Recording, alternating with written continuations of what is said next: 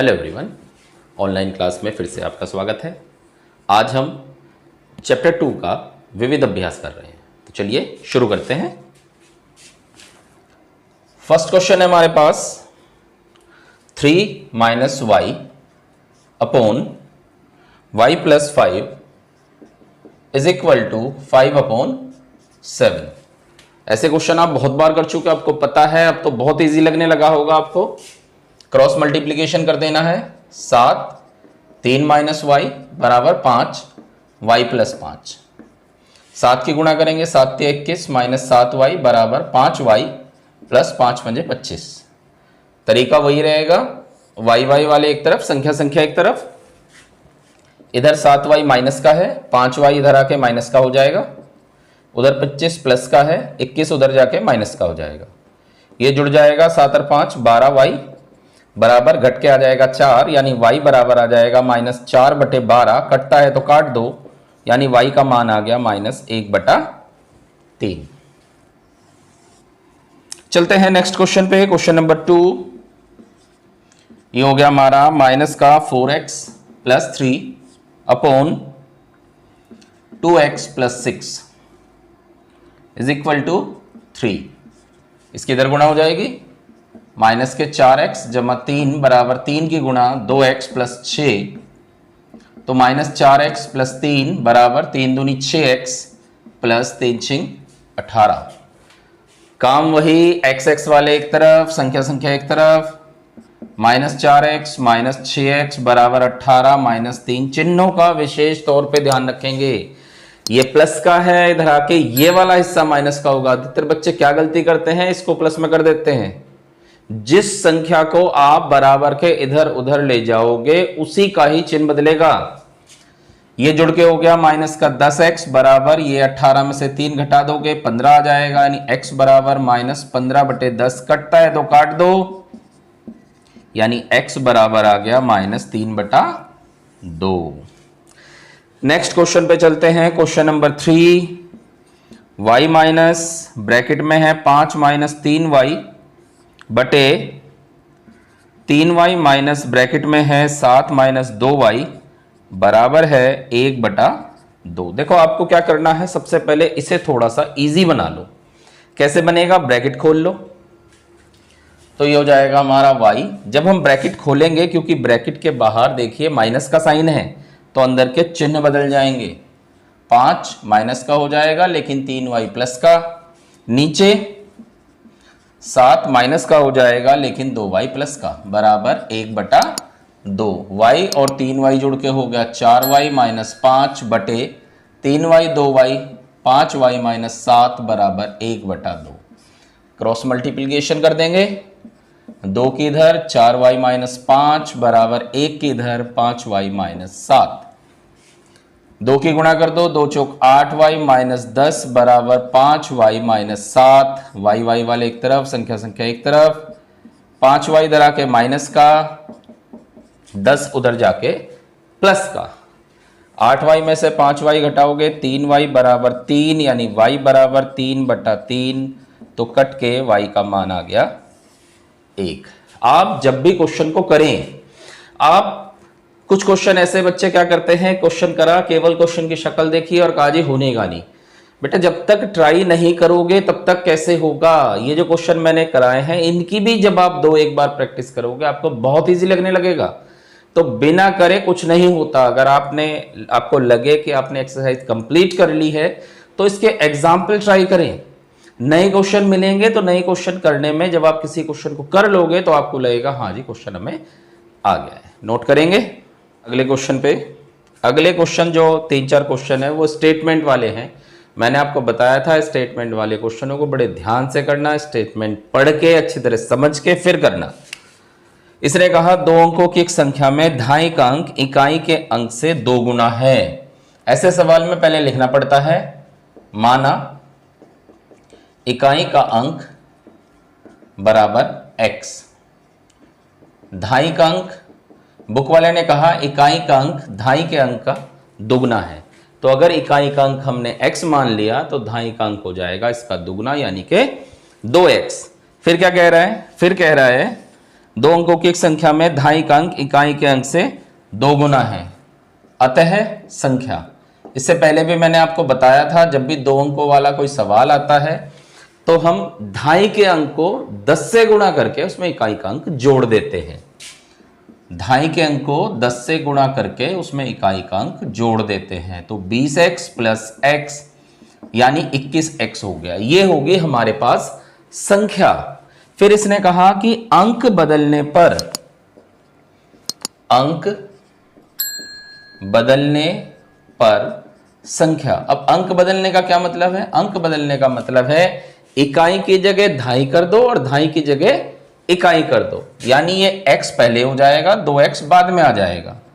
तो ये हो जाएगा 10 गुणा x प्लस 2x, यानी 10x प्लस 2x, ये हो गया हमारा 12x। ठीक है, संख्या हो गई हमारी 21x, अंक बदलने पर संख्या हो गई 12x। अब क्या कह रहा है?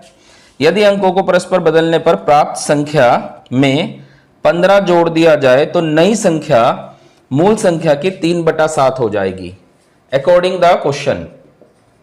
इसने कहा अंक अनुसार कहा कि यदि अंकों को परस्पर बदल दिया जाए और प्राप्त संख्या में से, देखो प्राप्त संख्या क्या है? 12x। प्राप्त संख्या में से 12 घटा दिया जाए, ये ध्यान रखना क्वेश्चन में ये गलत दिया हुआ है। 12x में से यानी प्राप्त संख्या में से 12 घटा दिया जाए तो जो पूर्ण पहले वाली संख्या थी उसका वो 3/7 हो जाएगी। ठीक है, काट पीट कर लें। 7 × 21, तो ये हो गया 12x माइनस 12 बराबर 3 × 3 9x। x वाले एक तरफ, संख्या एक तरफ, 12x माइनस 9x बराबर 12, 3x बराबर 12, यानी x का मान आ गया हमारा 4। अतः संख्या, अब संख्या हमने क्या मानी थी? संख्या मानी थी हमने 21x। तो 21 में 4 से गुणा कर दें, यह आ जाएगा 21 चौक 84। क्लियर? ये हमारे पास क्वेश्चन हो गए। इसे एक बार और समझ लेते हैं। इकाई का अंक हमने x मान लिया। बुक वाले ने कहा था जो धाई का अंक है, धाई का अंक इकाई के अंक का 2 गुना है। धाई का अंक जो है वो इकाई का दुगुना है। संख्या क्या हो गई? धाई के अंक को 10 से गुणा करके इकाई का अंक जोड़ दो, 10 दूनी 20x प्लस 1 21x हो गया। अंक बदलने पर यानी कि धाई की जगह इकाई, इकाई की जगह धाई हो गया, तो 10x और 2x यानी कि 12x। अब प्रश्नानुसार उसने क्या कहा कि अगर नई संख्या में से हम 12 घटा दें तो पहले वाली यानी मूल संख्या का वो 3/7 हो जाती है। तो 7 से काट दें, कैलकुलेशन करके x का मान आ गया। वो x का मान आप संख्या में रखेंगे, आपका आंसर आ जाएगा। क्वेश्चन नंबर 5 पे आते हैं। क्या कह रहा है? इस समय मीरा की मां की आयु उसकी आयु की 4 गुनी है। तो माना मीरा की आयु बराबर हो गया x वर्ष और माता की आयु, बुक वाले ने कहा मीरा की आयु का 4 गुना यानी कि 4x वर्ष। क्या कह रहा है? 5 वर्ष बाद मां की आयु मीरा की आयु की 3 गुनी हो जाएगी। 5 वर्ष बाद, तो पहले 5 वर्ष बाद निकाल लेते हैं। 5 वर्ष बाद मीरा की आयु, तो सीधी सी बात है, अब जिसकी आयु जितनी भी होगी 5 साल बाद की आयु का मतलब उसमें 5 जुड़ जाएगा। मीरा की आयु x है, 5 साल बाद हो जाएगा x प्लस 5 वर्ष, और 5 वर्ष बाद माता की आयु कितनी हो जाएगी? इसमें भी 5 जुड़ जाएगा, 4x प्लस 5। ठीक है, अब प्रश्नानुसार क्या कहा उसने? उसने कहा कि मीरा की आयु 5 वर्ष बाद मां की आयु मीरा की आयु की 3 गुनी, यानी माता की जो आयु है ये बराबर मीरा की आयु का 3 गुना। तो ये हो गया 4x प्लस 5 बराबर 3x प्लस 15। x वाले एक तरफ, संख्या एक तरफ, 4x माइनस 3x बराबर 15 माइनस 5, यानी x बराबर 10 आ गया। अब x क्या माना था हमने? मीरा की आयु। तो सीधी सी बात हो गई, मीरा की आयु जो हो गई वो तो हो गई 10 वर्ष, और माता की आयु जो हो गई इसकी 4 गुनी यानी कि 40 वर्ष। हमसे क्या पूछा था? हमसे पूछा था माँ की वर्तमान आयु बताओ, तो माता की वर्तमान आयु 40 वर्ष हो गई। क्लियर? क्वेश्चन नंबर 6 पे इसने कहा एक भिन्न का हर उसके अंश से 3 अधिक है। माना अंश बराबर x और हर इसने कहा 3 अधिक यानी x प्लस 3, अतः भिन्न। हमें पता है भिन्न कैसे लिखते हैं? अंश बटे हर, न्यूमेरेटर अपॉन डिनोमिनेटर। ये हमारा न्यूमेरेटर हो गया, ये हमारा डिनोमिनेटर हो गया। अब क्या कहा उसके आगे? यदि अंश और हर दोनों में 5 जोड़ दिया जाए, अकॉर्डिंग द क्वेश्चन, यदि दोनों में 5 जोड़ दिया जाए, ऊपर भी 5 जोड़ दो और नीचे भी 5 जोड़ दो, तो इस भिन्न का मान जो है वो 4/5 हो जाता है। ऊपर हो गया x प्लस 5, नीचे हो गया x प्लस 8, क्रॉस मल्टीप्लीकेशन कर देंगे। x प्लस 5 की 5 में गुणा हो जाएगी और x प्लस 8 की 4 में गुणा हो जाएगी। ठीक है, करते हैं। ये हो जाएगा 5x plus 25, 4x plus 32, x वाले एक तरफ, तो 5x माइनस 4x बराबर 32 माइनस 25, यानी x बराबर 7 आ गया। ठीक है, अतः भिन्न। अब भिन्न क्या हो गई? बुक वाले ने हमसे क्या पूछा? भिन्न बताइए। भिन्न हमने मानी थी x बटे x प्लस 3, और अगर x का मान हमने 7 निकाला है तो भिन्न हो जाएगा हमारा 7/10। क्लियर? लास्ट क्वेश्चन पे आते हैं, क्वेश्चन नंबर 7।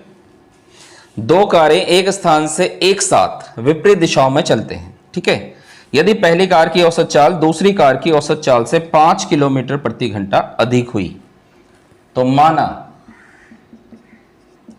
दूसरी कार की औसत चाल बराबर x किलोमीटर प्रति घंटा और पहली कार की औसत चाल बराबर, इसने कहा कितनी ज्यादा है?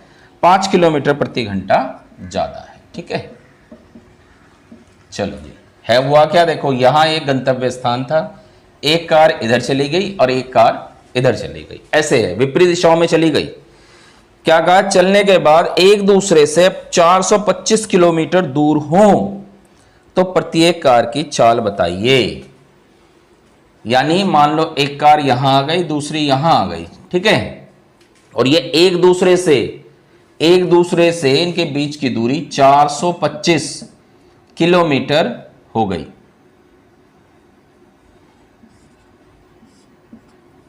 ऐसे दोबारा समझ ले, दो कारें एक स्थान से एक साथ विपरीत दिशाओं में चलती हैं, एक इधर चली गई एक इधर चली गई।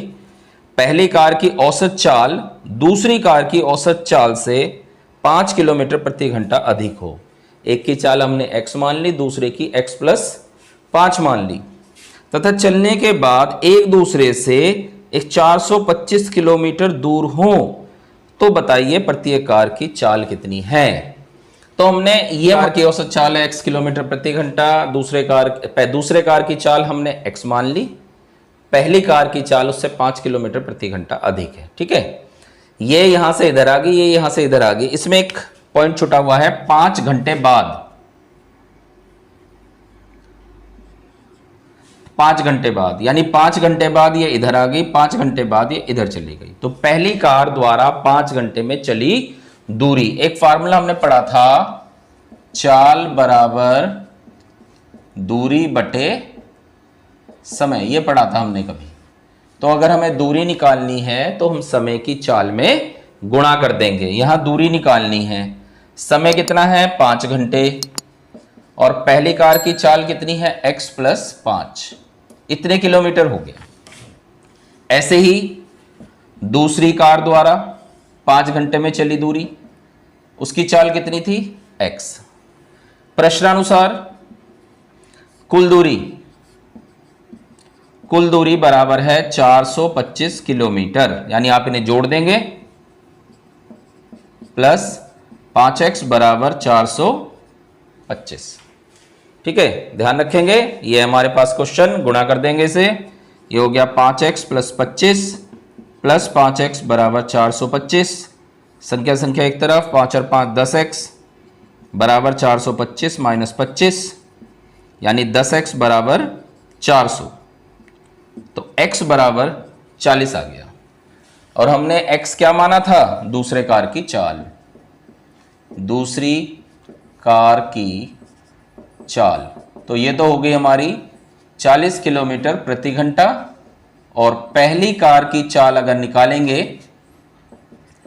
पहली कार की चाल, तो इससे 5 ज्यादा होगा, यानी कि 45 किलोमीटर प्रति घंटा। क्लियर? एक बार और समझ लेते हैं। एक कार की औसत चाल दूसरे से 5 किलोमीटर प्रति घंटा ज्यादा है। हमने एक की x मान ली, दूसरी की x प्लस 5। अब बुक वाले ने कहा कि किसी एक गंतव्य स्थान से दोनों विपरीत दिशाओं में चलती है। ये 5 घंटे बाद मान लो यहां आ गई, और दूसरी कार 5 घंटे बाद मान लो यहां आ गई।